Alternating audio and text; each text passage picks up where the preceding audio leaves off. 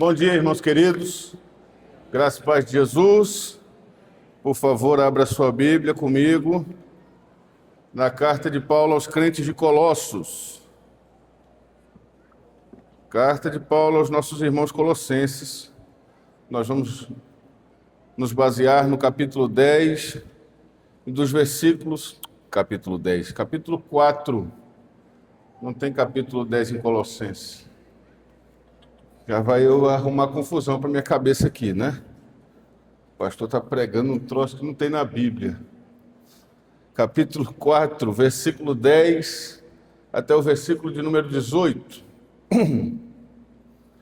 Graças a Deus estamos aqui no dia de ceia de dezembro, última ceia do ano. Que bênção!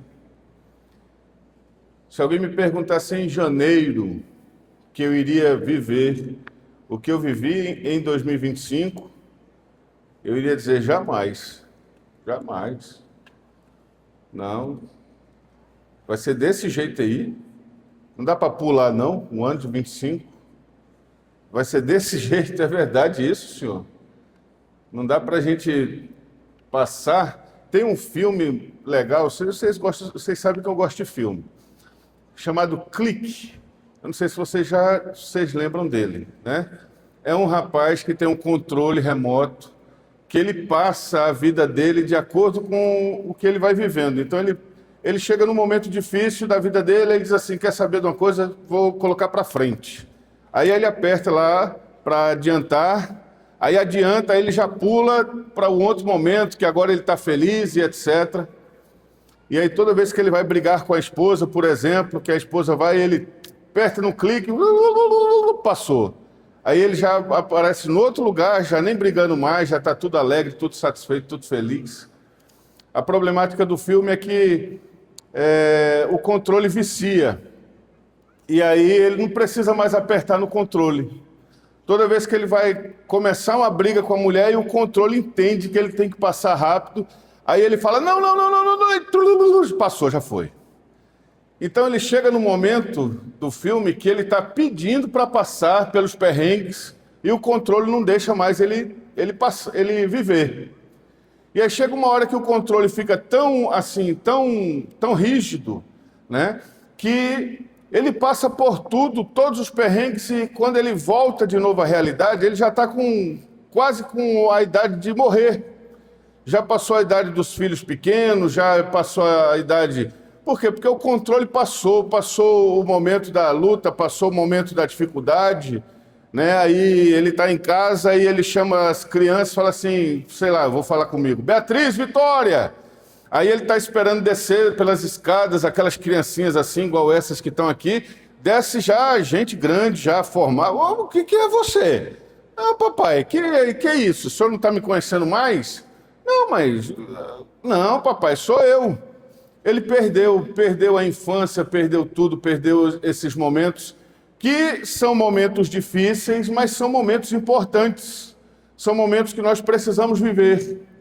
E aí, ao mesmo tempo, voltando aqui para a minha introdução, que nós nem entramos no texto ainda, voltando aqui para a minha introdução, ao mesmo tempo em que eu fico pensando que em janeiro de 25 eu não queria viver o que eu vivi nesse ano inteiro, né, até dezembro, eu termino me convencendo de que foi necessário viver por tudo aquilo, e passar por tudo aquilo, e passar por todos esses momentos sem apertar o controlezinho para ele passar, mas viver eles da sua intensidade. Por quê? Porque me parece que Deus nos leva para esses momentos de dificuldade para nos fazer melhor, fazer pessoas melhores, mais consagradas, mais dependentes em oração, mais compassivas. Estava falando com a Yara esses dias, a gente aconselhou uma turma, e aí o pessoal está passando agora por alguma coisa que nós passamos semelhante, e aí eu disse para ela assim, você percebeu como o nosso aconselhamento foi completamente diferente? Porque nós podemos, não sei se essa é a palavra, podemos, os professores de português que se arrepiem comigo, mas nós tivemos condições, melhor dizendo, de entender melhor aquela dor, aquele momento. Então, nós tivemos condições de falar com mais propriedade, e não somente falar com mais propriedade, mas falar com mais autoridade.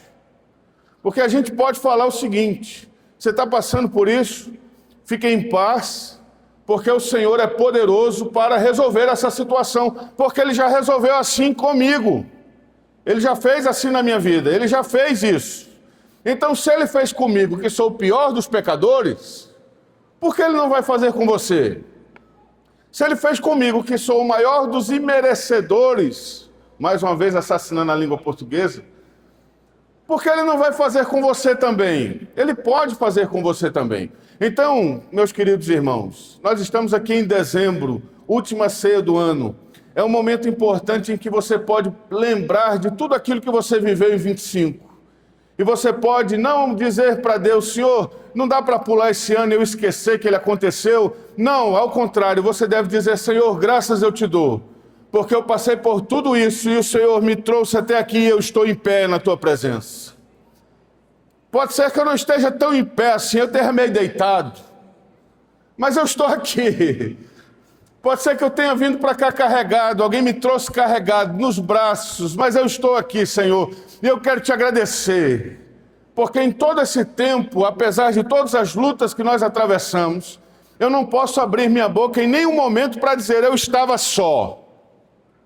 O Senhor estava conosco em todo o tempo. O Senhor esteve ao nosso lado em todo o tempo, em todo o deserto, seja de dia no sol escaldante, seja à noite no frio congelante, o Senhor esteve conosco.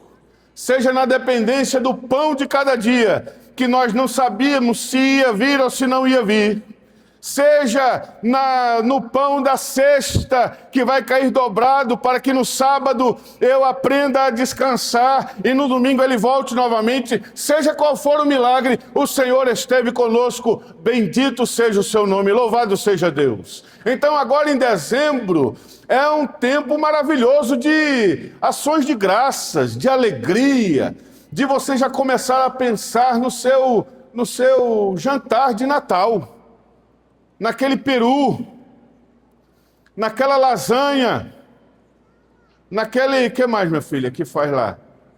Rabanada.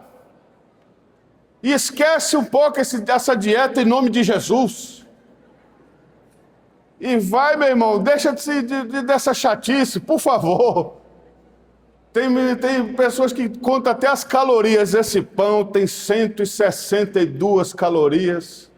Se eu comer, eu vou ter que dar 37 voltas. Esquece um pouco isso. Dezembro é mês de congratulação, de alegria, de festa. E é isso, é com esse sentimento que nós devemos entrar esse mês para a glória de Deus.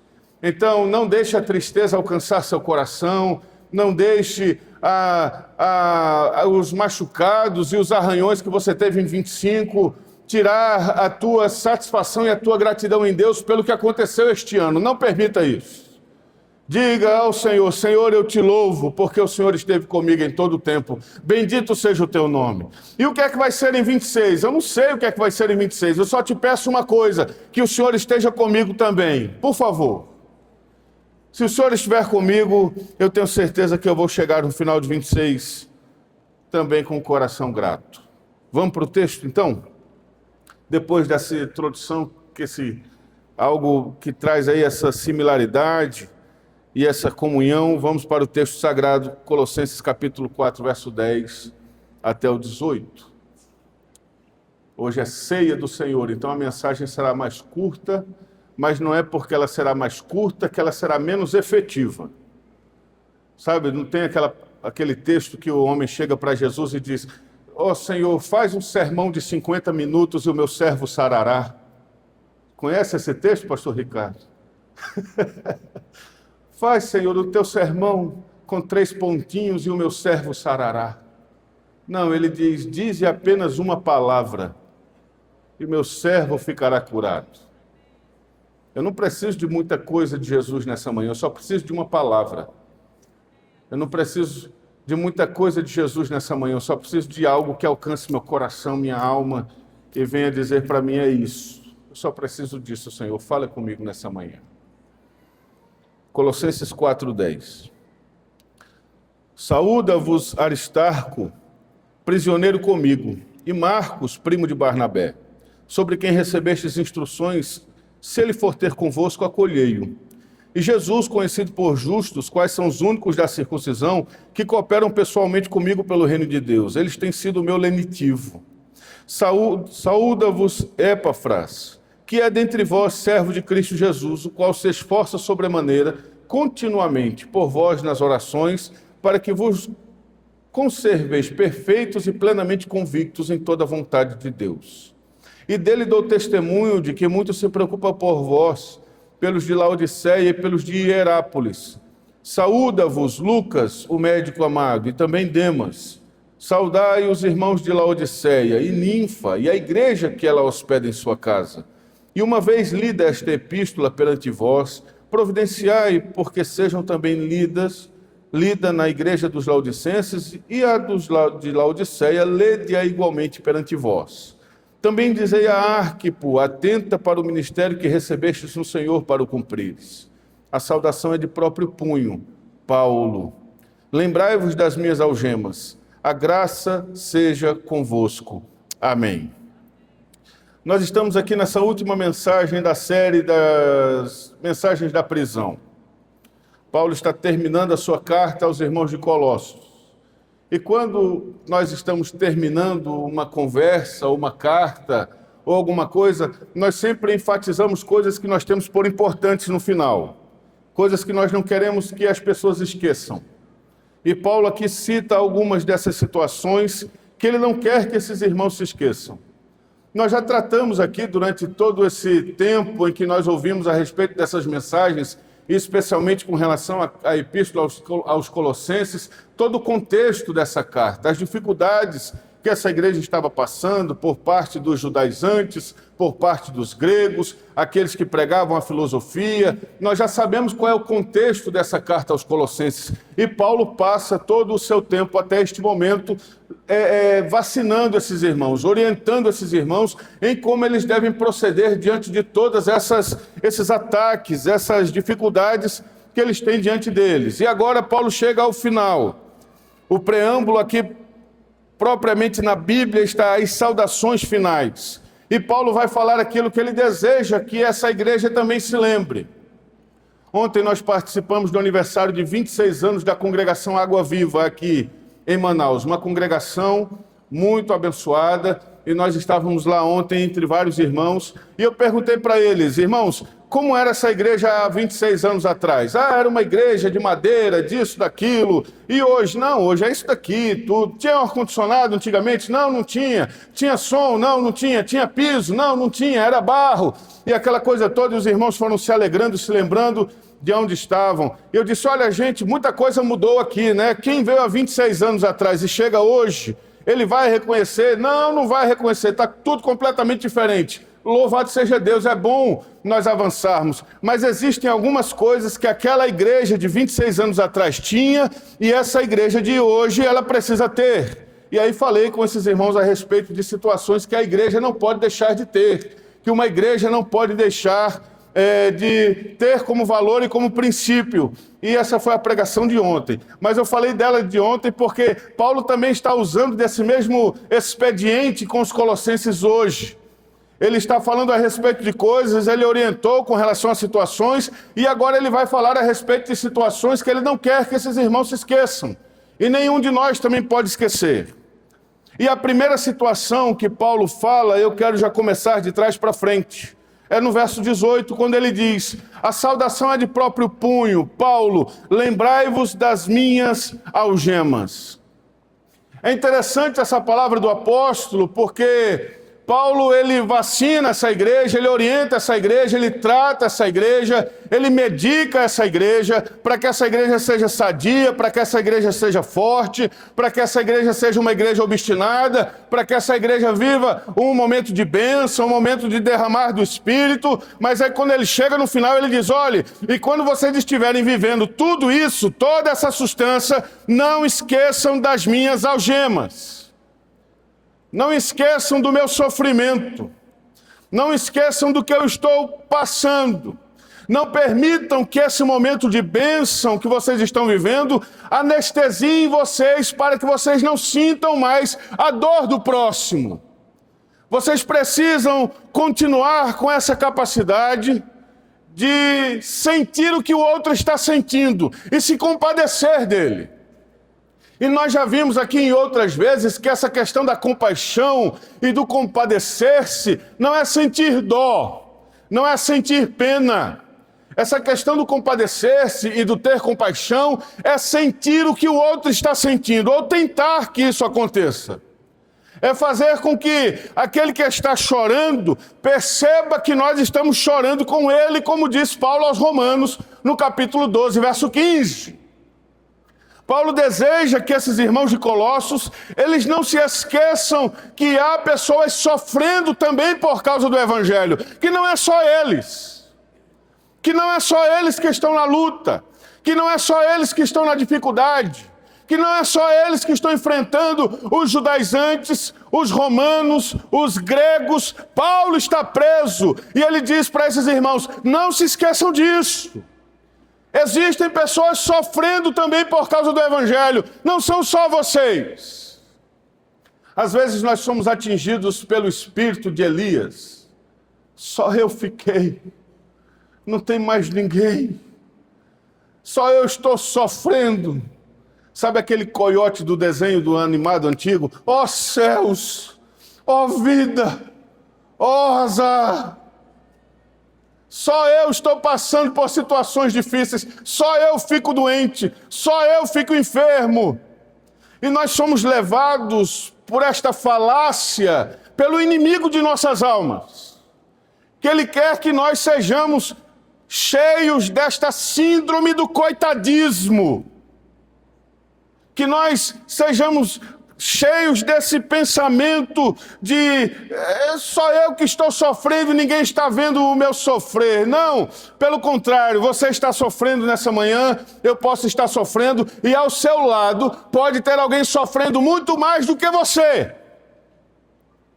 Pode ter alguém passando por uma luta muito maior do que a sua. E se você pode ter uma certeza, e nós podemos ter uma certeza nessa manhã, é de que existe alguém passando por uma situação muito mais difícil do que a sua, por causa de Cristo Jesus.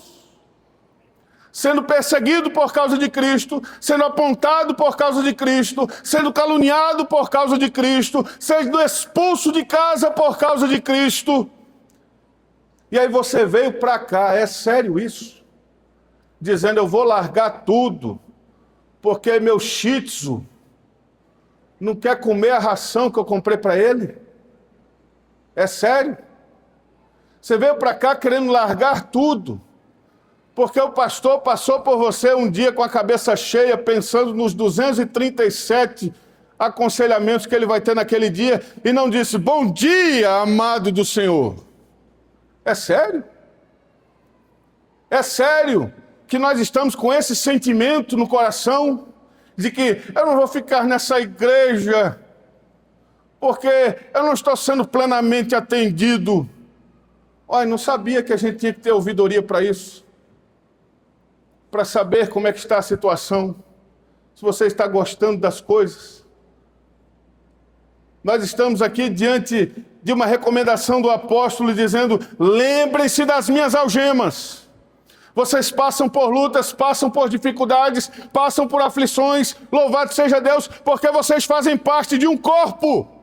E como diz 1 Coríntios no capítulo 12, a partir do verso 26, se um membro do corpo padece, todo o corpo padece com ele. Assim pelo menos deveria ser.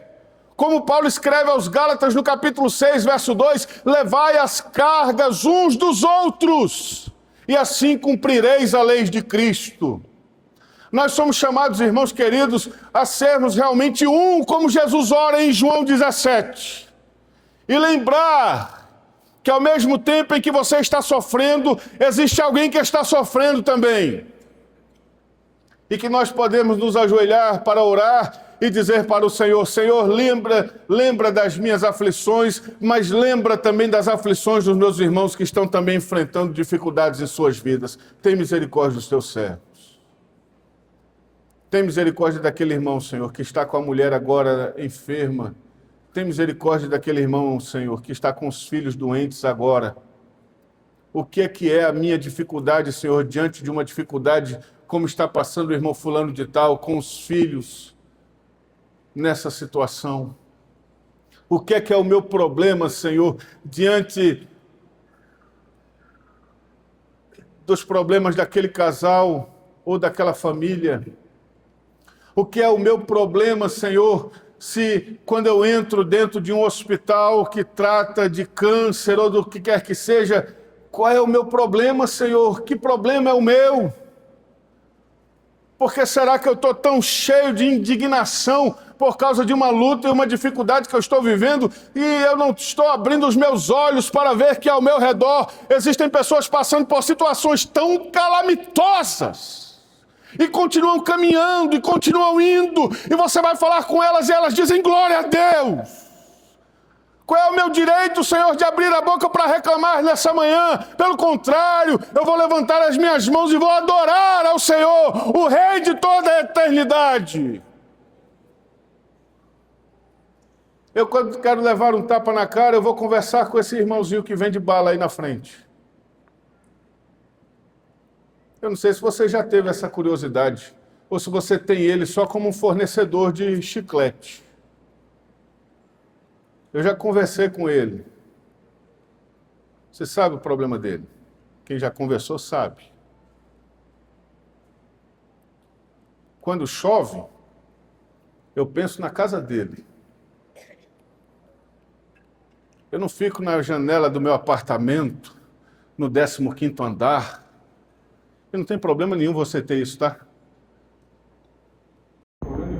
Isso. Eu não fico lá olhando a chuva e dizendo assim: chove chuva, chove sem parar. Eu lembro desse irmãozinho do doce, eu ligo para ele: tá chovendo aí, meu irmão? Tá chovendo, pastor. E a tua casa, como é que tá? Não chegou aqui em casa, não. Louvado seja Deus. Faz alguma coisa, irmão, para que essa chuva... E nós começamos a orar para que essa água não alcance. Isso é sentimento de corpo. Isso é lembrar das algemas. Isso é lembrar das dificuldades. Isso é lembrar do sofrimento. Isso é ser um, como Cristo quer que nós sejamos. E o meu desejo e a minha oração é que você que chegou aqui com a lista grande de reclamações, você agora esteja sendo completamente envergonhado pelo Espírito Santo e você comece a fazer assim com a tua lista agora. Rapaz, deixa eu guardar isso que é melhor. O negócio ficou feio para o meu lado agora. Senhor, esquece isso aqui, Senhor. O negócio está tão bom. Porque eu posso estar devendo, eu posso estar isso, eu posso estar aquilo, mas eu tenho força para trabalhar, eu tenho condições de ir, eu acordo pela manhã cedo, eu vou atrás, o Senhor pode fazer um milagre na minha vida, o Senhor pode fazer algo exponencial na minha vida, eu vou continuar vivendo, eu vou continuar adorando, eu vou continuar indo em frente, bendito seja o nome do Senhor, porque eu recebo essa orientação que Paulo diz: lembrem-se das minhas algemas. Lembrar das algemas é lembrar do sofrimento de alguém que também ama a Cristo como nós amamos. Segundo lugar, o tempo já foi, meu Deus. Nós devemos, irmãos queridos, ser considerados como lenitivos para o próximo.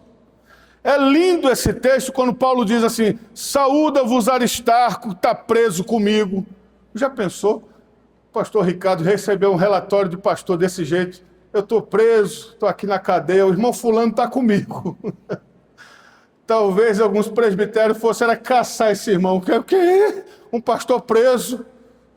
Eu estou preso, Aristarco está comigo, mas não tem só essa turma não, tem Marcos que está comigo, e tem Jesus que é conhecido por justo. Essa turma é a turma da circuncisão. eles cooperam pessoalmente comigo pelo reino de Deus. Eles não estão aqui presos comigo, mas eles vêm aqui me ajudar. Essa turma, diz o verso 11, eles têm sido meu lenitivo.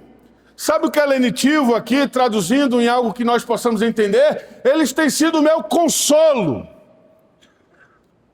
O que Paulo não quer que esses irmãos de Colossos esqueçam é que nós precisamos ser consolo para alguém. Nós precisamos ser o primeiro número na agenda de alguém que está passando por tribulações, quando ela estiver passando por tribulações, para que essa pessoa tenha o nosso número no primeiro lugar, para ligar para nós quando estiver enfrentando dificuldade, porque sabe que nós seremos consolo para a alma deles. E eu pergunto, o seu número é o primeiro número na agenda de alguém, quando este alguém está passando por lutas e tribulações? O seu número é o primeiro contato na agenda de alguém, quando este alguém está passando por provas, quando este alguém está passando por dificuldades? Eu agradeço a Deus e atribuo toda a glória ao Senhor, porque o nosso número está no primeiro lugar do contato de algumas pessoas. E quando o telefone toca, eu vejo lá o contato fulano de tal, eu digo, meu Deus, é bronca. Porque fulano de tal nunca me liga para me chamar para um churrasco. Mas se acontecer um BO, ele é o primeiro, pastor, estourou tudo. Eu digo, meu filho, não tem como me ligar para um negócio, um outro, tomar um café, comer um pão, ir na padaria. Não, pastor, eu estou aqui, eu estou pronto para matar ou morrer. Ou eu mato ela ou ela me mata. Eu digo, calma, vamos devagar. Você já orou? Não, não orei, vamos orar juntos. E ali nós começamos a orar. Quando termina a ligação, eu digo, você quer matar alguém? Eu digo, eu não quero, mas talvez ela queira. Eu digo, então vai, Yara, agora vai tu conversar com a fulana para ela deixar de querer matar ele também, porque o lado de cá eu já resolvi, agora é contigo do outro lado. Nós precisamos ser lenitivo e consolo na vida de alguém. Paulo estava preso, mas ele tinha pessoas que eram consolo para ele. Lenitivo, pessoas que apoiavam, que ajudavam, que estavam junto. Não importa se ele estava preso, essas pessoas iam lá para ajudá-lo, para estender a mão. E Deus quer, irmãos, em nome de Jesus, que em 26 você jogue essa pá de coveiro fora. E você, no lugar dessa pá de coveiro, compre uma corda para levantar quem está no buraco. Está passando por dificuldade, para levantar o caído, para fortalecer o cansado. Em nome de Jesus, em 26, não seja aquele que tem a alegria de dizer, eu estou aqui com a pá na mão para jogar a última pá de cal em cima. Porque parece que tem gente que tem esse prazer. Tem esse prazer de quando acontece uma coisa, sabe os amigos de Jó? Que Jó está lá passando uma luta terrível, irmãos. Perdeu as crianças, perdeu as posses, a mulher dele está falando, amaldiçoa teu Deus e morre. Aí tem 3 amigos, eu não sei como é que a Bíblia chama esses homens de amigo de Jó. Mas tem 3 amigos que sentam na frente dele. E aí eles passam, se eu não me engano, uma semana calados na frente de Jó, olhando Jó se calçar com caco de telha, arrancar pedaço de carne. Ele está leproso e ele está arrancando aqueles pedaços de carne dele. Aqueles amigos estão sentados na frente dele, olhando todo este sofrimento. Aí quando um decide abrir a boca, ele abre a boca e diz assim, Jó, isso deve ser algum pecado que você fez.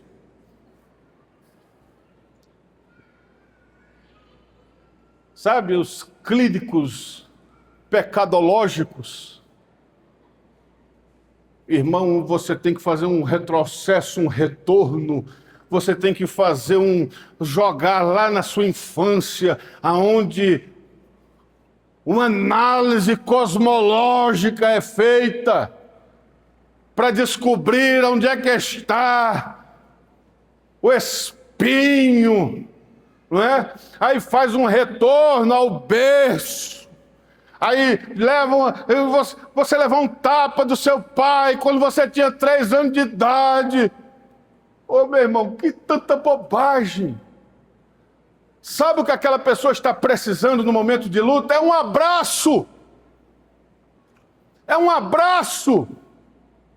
É mostrar que você está ali, é estar junto, é chorar junto, é padecer junto, é ser um, é ser consolo.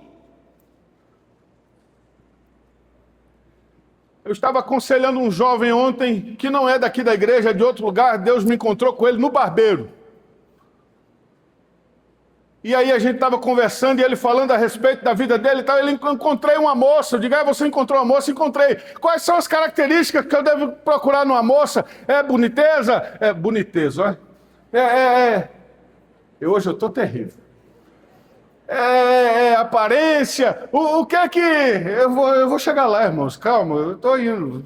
Não sou o pastor Francisco. O pastor Francisco é o dicionário ambulante. Eu sou do povo. E ele falando, o que é que a gente busca numa mulher, tal, é aparência, é isso, é aquilo, é posição, é estudo. E eu falei, sabe o que é que você tem que procurar numa moça? É se quando você estiver doente, ela vai permanecer do seu lado. Se você estiver com uma doença terminal, se você estiver no leito de um hospital, se você estiver inválido, se esta moça que você quer casar, ela está pronta para trocar tuas fraldas. Se ela está pronta para limpar o seu vômito. Se ela está pronta para passar com você por esses momentos. Se ela estiver pronta para isso, case com ela amanhã. Porque você achou a mulher virtuosa de Provérbios 31.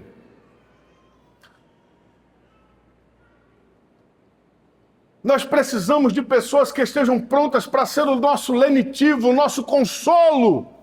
Nós precisamos de gente que estejam prontas para nos levantar de nossas quedas e não para terminar de derrubar. Nós precisamos de pessoas que estejam prontas para não apagar o pavio que fumega, nem quebrar a cana que já está quebrada. Eu preciso de alguém que acredite no próximo. Nós precisamos de alguém que acredite. Nós estamos trabalhando com o Ministério de Famílias, como vocês sabem. Hoje é o encerramento da Escola Bíblica. Se vocês quiserem participar conosco, estão convidados. Nós temos alguns casais que trabalham conosco. E o que a gente fala para esses casais é: nós vamos acreditar no relacionamento matrimonial até o fim. Nós não vamos dizer que não tem mais jeito. Isso nunca vai sair da nossa boca. Vai dar jeito, vai dar certo. Vamos lá, vamos. Eu acredito. Pode restaurar, pode renovar. Não é larga logo. Não, larga logo e arruma outro. Não. Vamos em frente. Nós precisamos ser esse consolo. E em último lugar, e eu já quero chamar o Melodia para cá, eu acho que é o Melodia agora, né, também. Em último lugar, eu acho isso aqui fantástico nesse texto. O texto todo é fantástico, mas isso aqui é lindo. Paulo, no verso 15, ele diz: saudai os irmãos de Laodiceia, Ninfa, a igreja que ela hospeda em sua casa, e uma vez lida essa epístola perante vós, providenciai para que também seja lida na igreja dos Laodicenses. E a igreja de Laodiceia, que vai para lá, vocês devem ler também perante vós. E aí quando chega no verso 17, ele diz: também dizei a Arquipo, atenta para o ministério que recebestes no Senhor para o cumprires. Isso é lindo, pastor Wesley, porque ele vem falando a respeito da igreja, do coletivo. Aí quando chega no verso 17, ele lembra de um jovem chamado Arquipo. Aí ele diz assim: diz a Arquipo, que eu não esqueci dele não. Fala para ele atentar para o ministério que ele recebeu do Senhor para o cumprir. Com certeza esse jovem Arquipo estava meio desanimado, mesmo tendo um chamado, mesmo tendo uma vocação, mesmo tendo um propósito. E ele precisava desta palavra do apóstolo para, no meio da coletividade, o apóstolo lembrar-se da individualidade. Talvez você esteja aqui nessa manhã, nessa grande igreja, que nós oramos para que seja uma igreja grande. Talvez você esteja aqui no meio de tantos rostos que eu estou vendo aqui. E você se diga assim: eu sou mais um no meio da multidão. E eu quero dizer para você que você não é mais um no meio da multidão. O Senhor sabe o seu nome. O Senhor conhece a sua vida. O Senhor conhece a sua luta. E o Senhor está dizendo para você nesta manhã: atenta para o ministério que você recebeu do Senhor para o cumprir.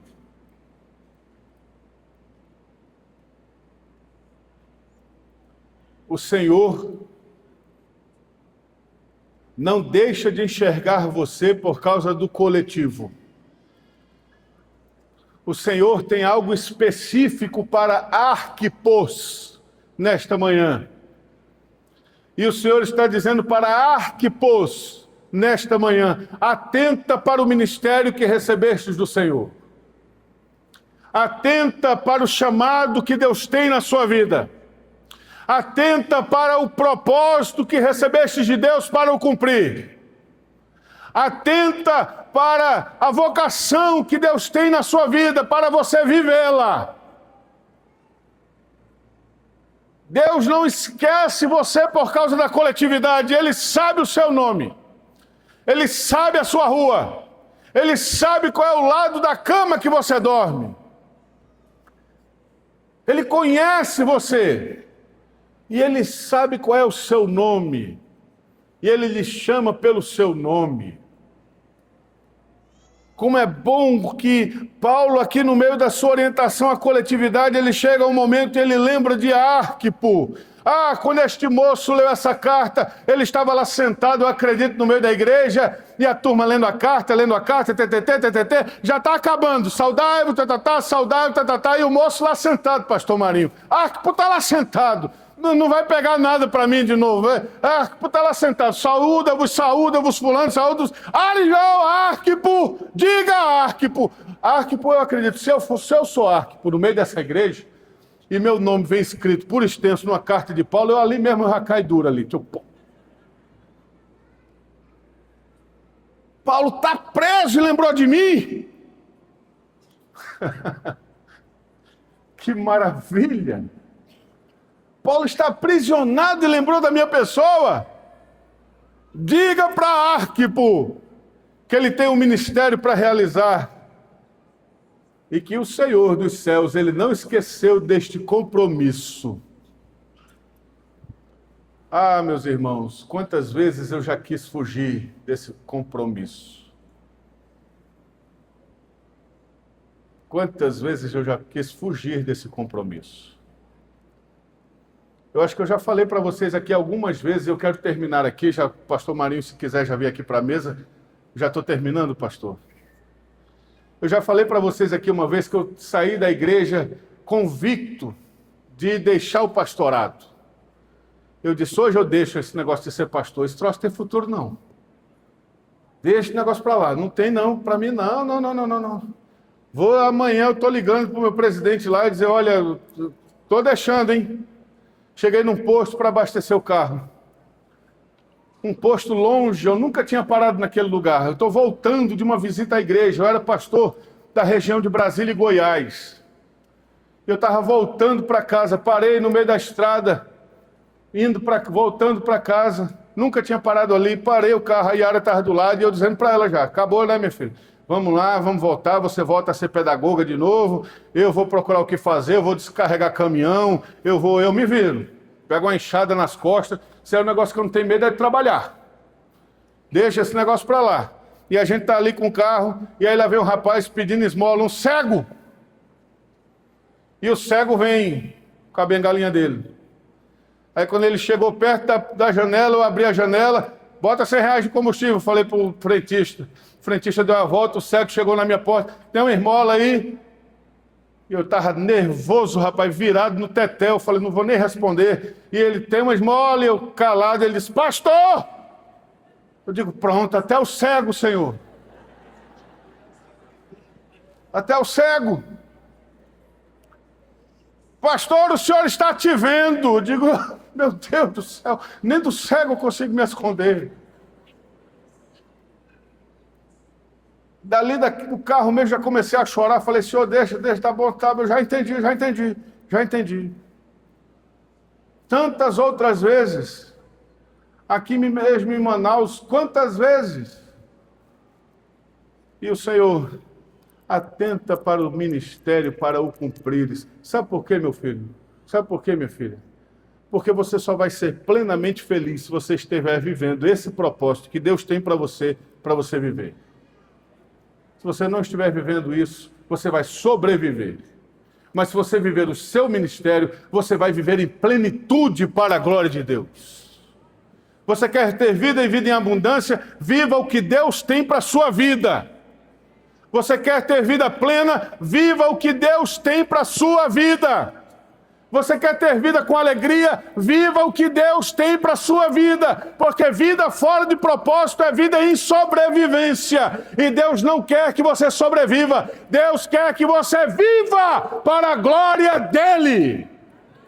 E ainda que seja comendo pão com chibé, debaixo de uma ponte, você vai ser a pessoa mais feliz do mundo, porque você vai estar vivendo o centro da vontade de Deus. Porque eu te digo, dinheiro não traz felicidade, porque senão não tinha tanta gente rica em depressão. Carro novo não traz felicidade, porque senão o pessoal de concessionária seria o povo mais feliz do mundo. O que é que traz felicidade? Olha, conversa com um crente que mora numa tapera, num ribeirinho desse, camarada que não tem, pergunta para ele, por que ele é feliz? Ele vai dizer, Jesus, pastor, Jesus.